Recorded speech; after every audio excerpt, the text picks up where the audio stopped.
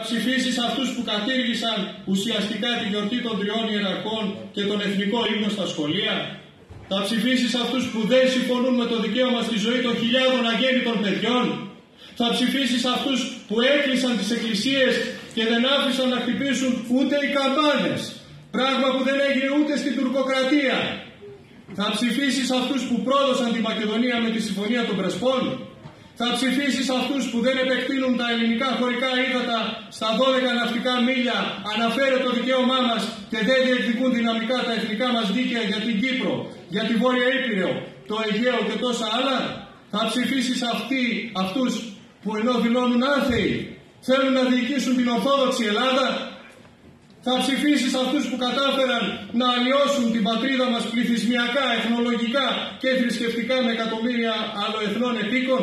Θα ψηφίσεις αυτούς που εξαθλίωσαν οικονομικά τη χώρα μας με μισθούς και συντάξεις πείνας.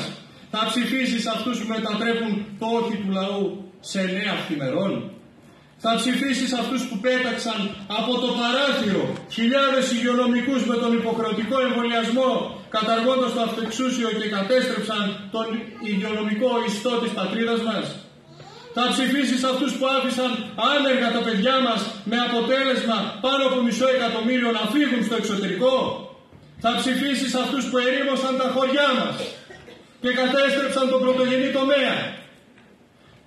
Θα ψηφίσεις αυτούς που έκλεισαν τις λιμνικοπαραγωγικές μονάδες αφήνοντας στον δρόμο χιλιάδες οικογένειες, αυτούς που δεν εξορίσουν το δικό μας πετρέλαιο και φυσικό αέριο με αποτέλεσμα να διωγγώνουν τους λογαριασμούς της ΔΕΗ και να αυξάνουν τις τιμές ακόμη και των προϊόντων πρώτης ανάγκης.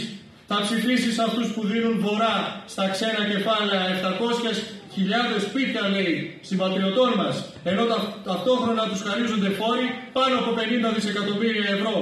Θα ψηφίσεις αυτούς που θέλουν τη συνεκμετάλλευση του Αιγαίου. Αν λοιπόν αποφασίσει κάποιος να ψηφίσει αυτά τα μεγάλα κόμματα, τότε χωρίς ίσως να το καταλαβαίνει, συμμετέχει ενεργά στη διατήρηση αυτού του ξεπεσμού, αυτής της κακομοιριάς, αυτής της υποτέλειας, αυτού του χάος